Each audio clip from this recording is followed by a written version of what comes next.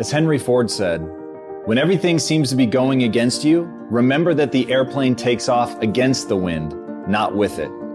It's important that we distinguish what it means, because remember this, in other audios I've talked about the quality of our life is comprised of the quality of emotions we live with. This is the cap that we have. By being a practitioner, I went out and realized a lot of these guys are so wrong, man.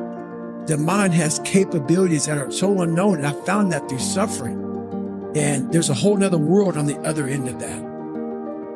The reason this is so important to understand is that inevitably there are going to be times in your life where it literally seems like the world is coming after you.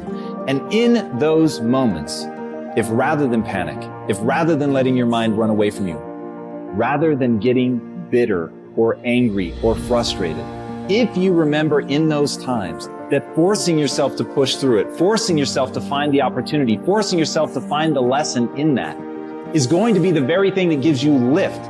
It's actually constraints. It's having restrictions. It's having difficult times. Those are the things that allow people to really find and tap into the thing that's going to allow them to achieve what they want to achieve, because it's going to push you. And I know that's never fun. That's not what anybody wants to hear, but our life is our emotions, right? If you have the emotions of happiness and joy and ecstasy and peace and faith and passion and intensity and winning, that's a great life. If you have a life that's filled with emotions regularly of depression, anxiety, fear, stress, worry, anger, that's a totally different quality of life. So our emotions dictate the quality of our life.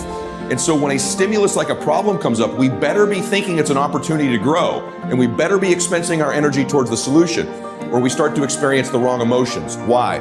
Because in our life, emotions come from meaning. Because when problems come up in life, the meaning we take from the event dictates the emotion we experience. And so that emotion dictates the quality of our life. And so I want you going forward, when a problem arises, to feel the emotion and take the meaning away that this is an opportunity to grow, to expand. The reality is, if you want to achieve something great in your life, you've got to be going into the hard places. You've got to be facing down the difficult things. You've got to be going down that road that is intrinsically difficult. It's untamed. It's wild. And in that sense that it's coming after you, in that sense that you've entered truly hostile territory, in that is the very thing that's going to lift you up and allow you to do what other people haven't done. That's exactly why the terrain seems hostile. That's exactly why it seems like things are crashing down around you. Because you ventured into the unknown. But it's only in the unknown that you're going to be able to find yourself. It's only in the unknown that you're going to be able to accomplish something that other people think is impossible. Because they only think it's impossible, because no one's ever done it. And as Tullius Cicero said, whatever you do, do with all your might.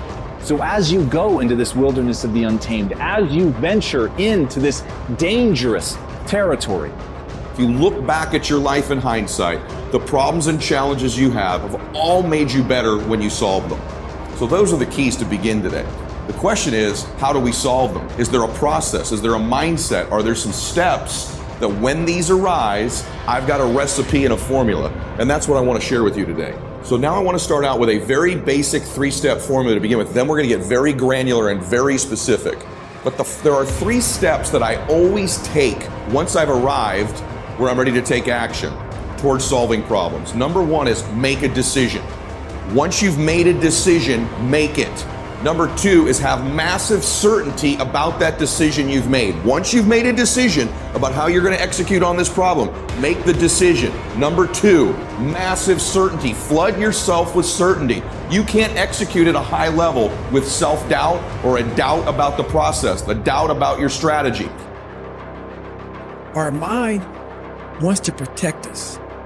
The mind is like, honestly, it has a tactical advantage over us.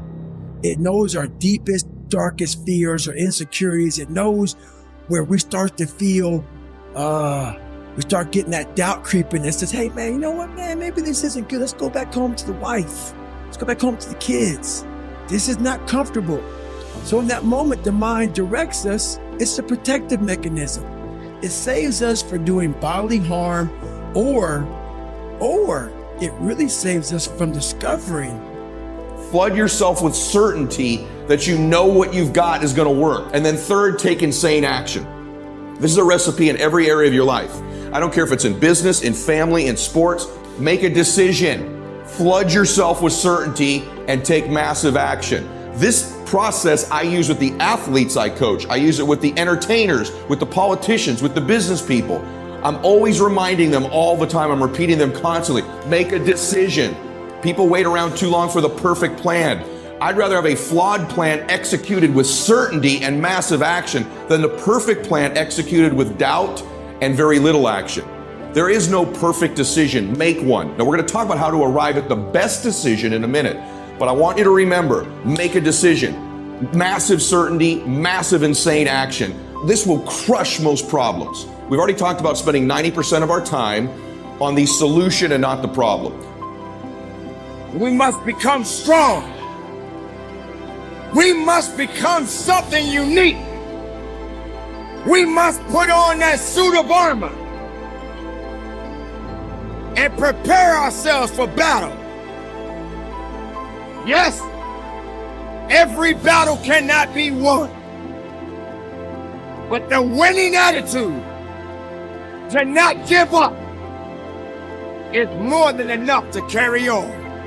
I look at myself every day, and I always come back to the conclusion, I can't be like everybody else.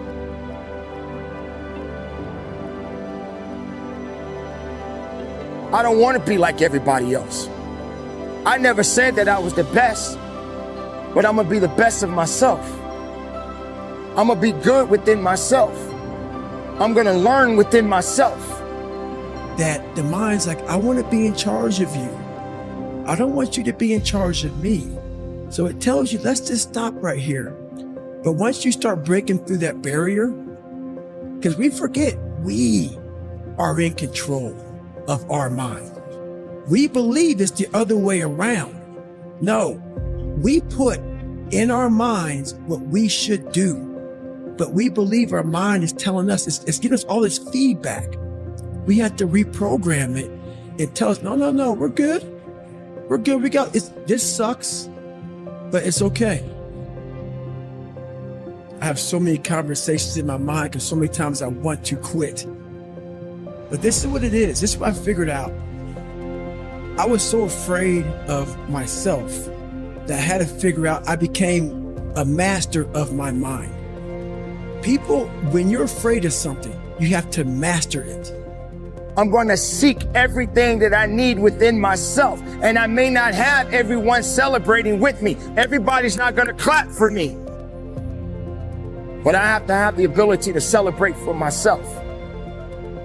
I don't need to be a part of a crowd to feel good about who I am inside. You don't need to be a part of a crowd to know who you are inside. Because everything that everybody else is doing doesn't necessarily mean that it's good for you.